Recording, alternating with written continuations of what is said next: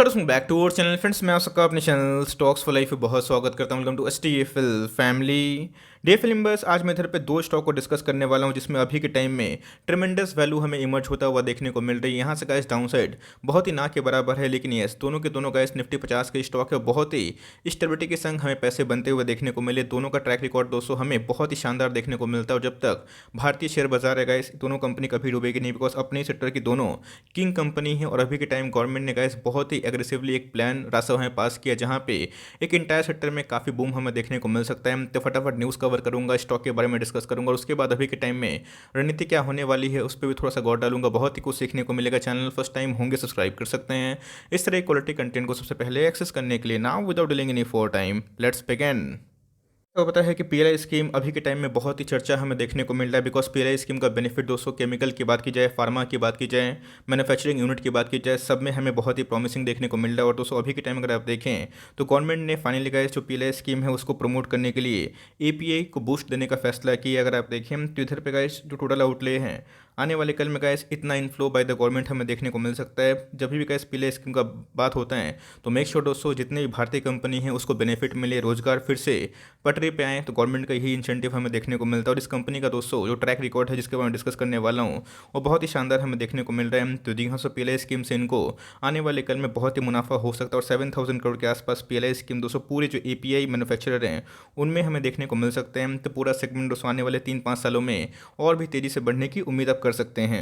इस बात को सही में हमें एक्नॉलेज करना चाहिए कि गवर्नमेंट इंसेंटिव को लेकर काफ़ी अग्रेसिव हमें देखने को मिल रही है। और गवर्नमेंट का पूरा फोकस दोस्तों पीएलआई स्कीम से हमारे जो भारतीय शेयर बाजार में कंपनी है उनको बेनिफिट देने के लिए काफ़ी अग्रेसिव हम देखने को मिल रहे हैं। तो जी हाँ दोस्तों, अगर आप देखें तो इस एफर्ट में हमें डिपेंडेंसी है जो कि चाइना से हमें देखने को मिलती है उसको पूरा बॉयकॉट करना है। और जितने भी एपीआई वाले स्टॉक्स है गाइस जो कि हमें एक्टिव फार्मास्यूटिकल्स इंग्रेडिएंट्स में देखने को मिलते हैं उसमें काफ़ी प्रोडक्शन को बढ़ाना है। बिकॉज ऐसे बहुत सारी कंट्रीज है गाइस जो चाइना से व्यापार करना चाह नहीं रही है, और जिसकी वजह से गाइस हमारा जो शेयर बाजार है उसमें बहुत रौनक देखने को मिला है। तो जी हाँ, राज्यसभा में अगर आप देखें तो जो पीएलआई स्कीम है वो डिसाइड होता हुआ देखने को मिल रहा है। और 7,000 करोड़ के आसपास ये पीएलआई स्कीम से बहुत सारे जो एपीआई मैन्युफैक्चरर है उनको बेनिफिट मिलने के चांसेस दिखाई पड़ सकते हैं। जब भी हम लोग पीएलआई स्कीम की बात करते हैं और सही में अगर उसमें दोस्तों एपीआई का नाम होता है तो जी हाँ, सो पूरे स्टॉक मार्केट में सबका बाप जो कंपनी है वो हमें यही देखने को मिलती है। 5400 का स्टॉक है दोस्तों अभी के टाइम अगर आप देखें तो 4400 के भाव पे ट्रेड होता हुआ देखने को मिल रहा है। करेक्शन दोस्तों हर एक मार्केट में हमें कॉमन सी देखने को मिलती है, चाहे आप एप्पल के शेयर उठा लें, माइक्रोसॉफ्ट का उठा लें, या फिर इंडियन शेयर बाजार में रिलायंस के बारे में डिस्कस करें, टीसीएस के बारे में डिस्कस करें, सब में हमें प्राइस करेक्शन देखने को मिलता है। बट उसके बाद हमें एक अच्छी खासी रिकवरी भी देखने को मिलती है, तो जिसके बारे में गैस मैं डिस्कस कर रहा हूँ। आज हमें 2% का डाउन साइड देखने को मिल रहा था और इसमें पिछले कुछ समय से काफ़ी फॉल हो चुका है।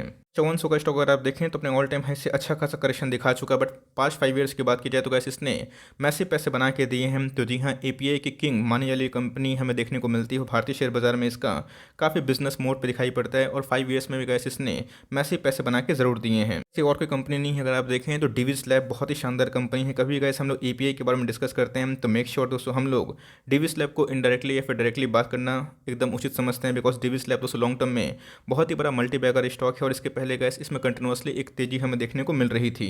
फार्मा में अभी के टाइम में अच्छा खासा करेक्शन देखने को मिल चुका है, जहां पे डिविस लैब में भी एक फर्दर करेक्शन हमें देखने को मिली। बट मेरे हिसाब से गैस लॉन्ग टर्म में एक ऐसा स्टॉक है जहां पे फार्मा सेक्टर में आपकी फर्स्ट प्रायोरिटी होनी चाहिए, वैसे दोस्तों बिजनेस मोड वाली कंपनी पे आपकी ज़रूर होनी चाहिए। अगर आप ध्यान से समझने की कोशिश करें तो हमें समझना पड़ेगा, बिकॉज मार्केट में जो मार्केट रेट्स होते हैं गाइस उसमें हमेशा कभी ना कभी बाइंग हमें देखने को मिलती है। हमेशा स्टॉक फॉल नहीं होता, बट यस उस पैनिक में, उस फियर में गाइस जो स्किल होता है, करेज, वो बहुत ही इंपॉर्टेंट होता है। अगर आप इसका मार्केट कैप देखें तो 1 लाख करोड़ से ऊपर की मार्केट कैप है। अपने ऑल टाइम हाई से गैस हमें 1000 पॉइंट के आसपास लुढ़कता हुआ दिखाई पड़ रहा है स्टॉक। अगर आप पी देखें तो 56 के आसपास है। अगर आप इनके आरओसी देखें, आरओई देखें, बहुत ही शानदार है गाइस। मैं बोलूँगा कि आउटस्टैंडिंग है। 23% के आसपास कंपनी आरओई जनरेट करती है।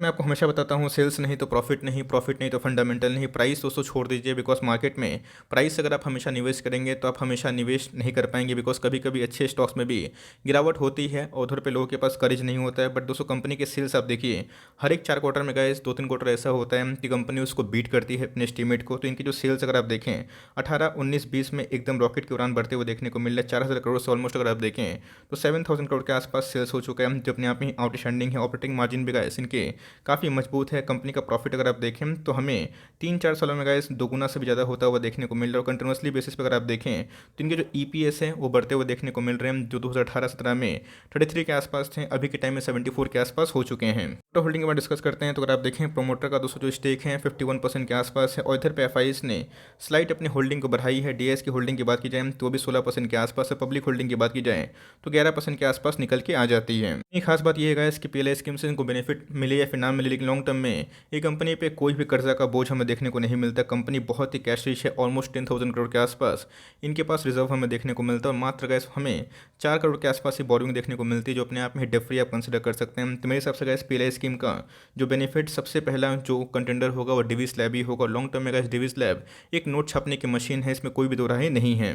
जो दूसरा स्टॉक है अपने आप में वो भी एक बहुत टॉप क्लास कंपनी है और दोस्तों निफ्टी 50 की बहुत ही शानदार कंपनी हमें निकल के आती है। इनकी अगर आप सेल्स देखें तो कंटिन्यूसली हमें बढ़ते हुए दिखाई पड़ रहे हैं। 19, 20 और 21 की बात की जाए अगर आप देखें तो इनके सेल्स 40,000 करोड़ के आसपास थे।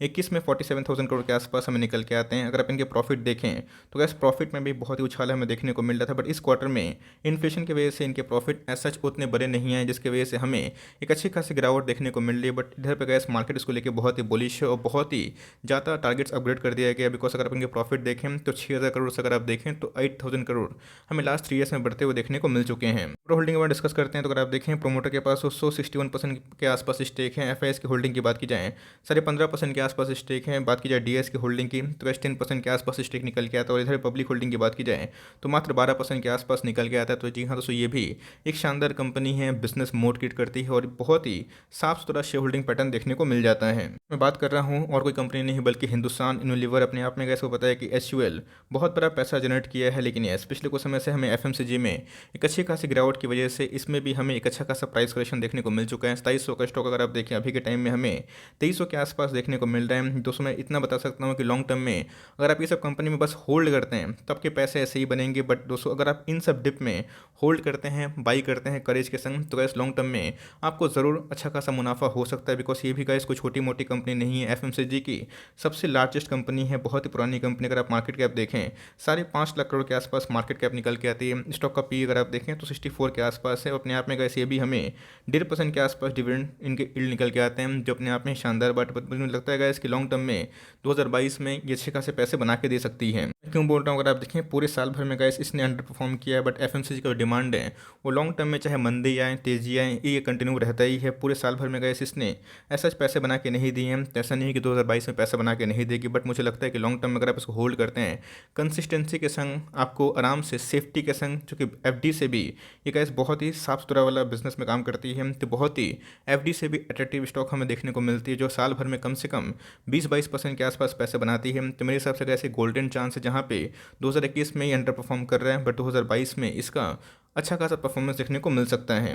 बात की जाए मोतीलाल ओसवाल की, उन्होंने इधर पे टारगेट्स को अपग्रेड कर दिया है, जो दोस्तों आराम से 2800 के आसपास है। मुझे लगता है कि मार्केट थोड़ा सा स्टेबल रहा, तो आने वाले कल में गाइस अगर ये 2500 के लेवल 2700 के लेवल को तोड़ता है तो जी हाँ दोस्तों आप इधर पे 3000 के लगभग भी उम्मीद कर सकते हैं। तो मेरे हिसाब से गाइस ये गोल्डन अपॉर्चुनिटी है, जहाँ पे आप चाहें तो डिविस लैब को और एचयूएल को आराम से फॉर लॉन्ग टर्म पोर्टफोलियो में ऐड कर सकते हैं। दोनों के दोनों दोस्तों अपने आप में ही मल्टी बैगर थे और आने वाले कल में भी रहेंगे, लेकिन यस इसमें थोड़ी सी ग्रोथ हमें कम दिखाई पड़ती है। डिविस लैब में ग्रोथ थोड़ा ज़्यादा है, इसी की वजह से गैस उसने मैसिव पैसे बना के दिए। बट एचयूएल की बात की जाए तो अपने आप में गैस ये भी बहुत ही सेफ बिजनेस हमें दिखाई पड़ती है। तो दोनों में से कोई भी स्टॉक आपके पास है गलती से मत बेचिएगा। आपके पास पैसे नहीं हैं तो ऐड मत करिए, आपके पास हैं आप इसको ज़रूर होल्ड करें। और फ्रेश एंट्री की बात की जाए तो जिनको कंसिस्टेंट कंपाउंडर में निवेश करना है आप चाहें तो इन सबको आराम से ट्रैक कर सकते हैं।